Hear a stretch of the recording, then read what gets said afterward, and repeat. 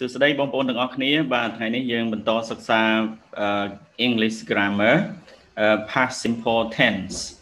បាទដែលយើងប្រែថាបច្ចុប្បន្នកាលធម្មតា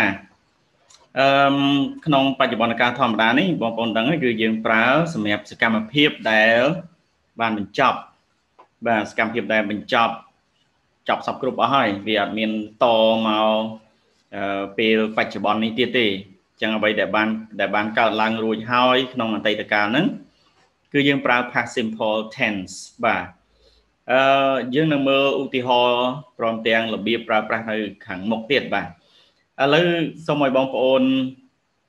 អ្នកដែលមិនទាន់បាន subscribe សូមជួយ subscribe YouTube channel របស់ខ្ញុំផងហើយបើមានជាសំណូមពរសូមបងប្អូន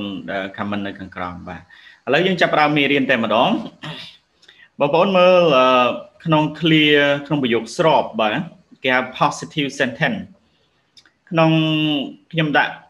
subject pronoun I you we they he she it ជាប្រធាន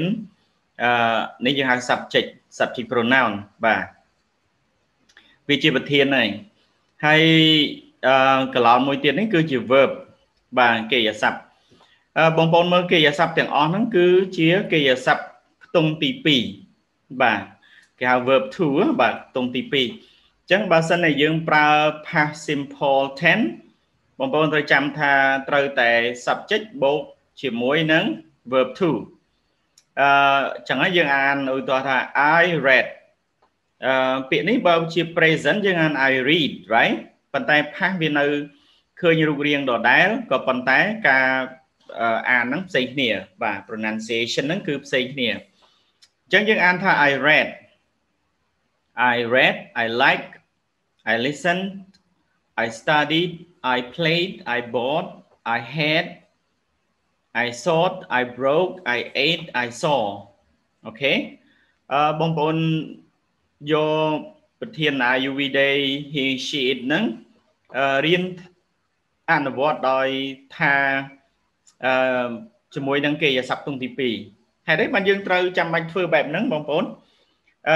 ប្រសិនបើបងប្អូនអត់បានអនុវត្តទេជឿខ្ញុំទៅ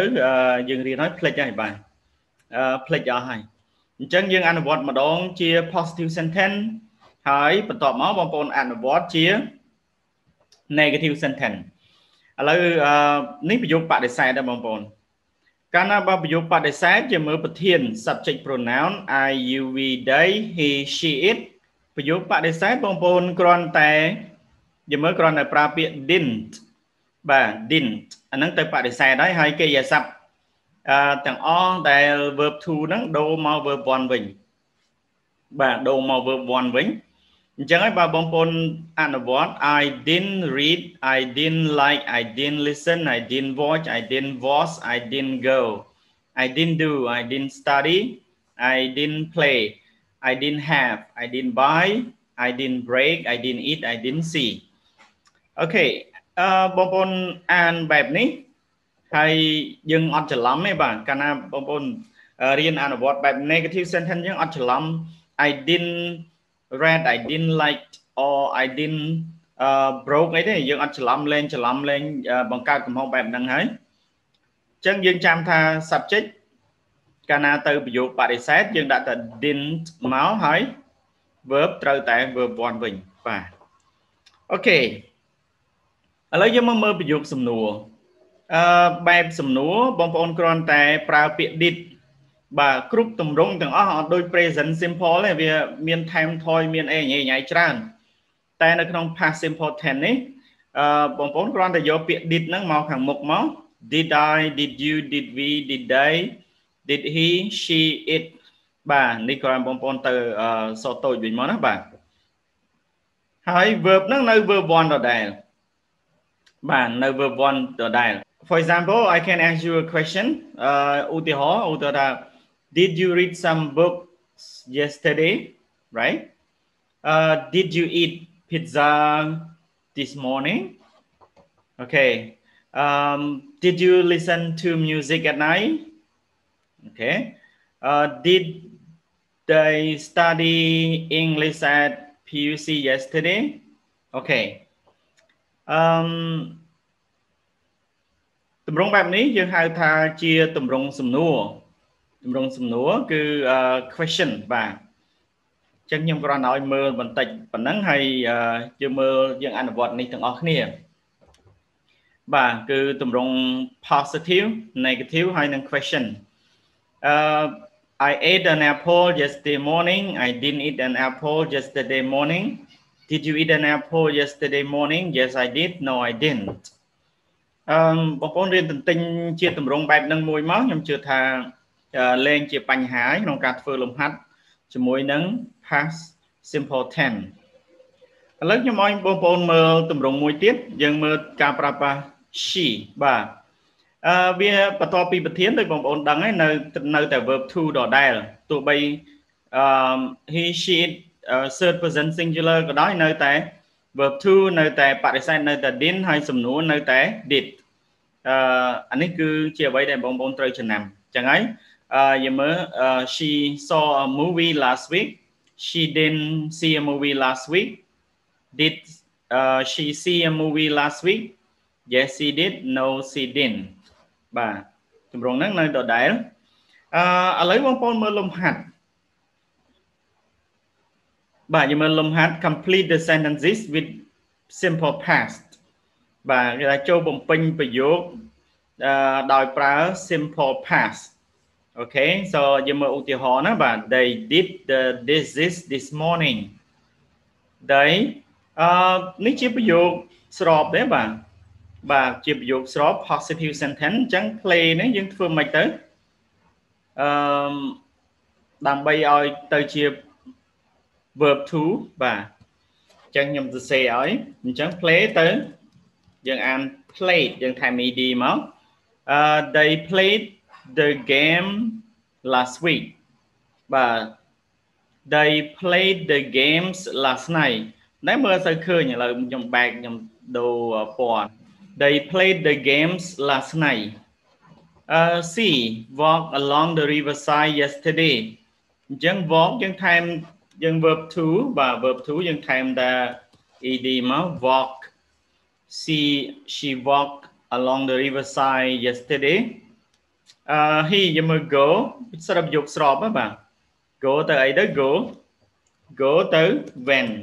បាទ he went for a walk in front of the park យើងមើល John John អញ្ចឹងបើ John នេះយើងបាយទៅ bought មកបាទ John bought a car 2 days ago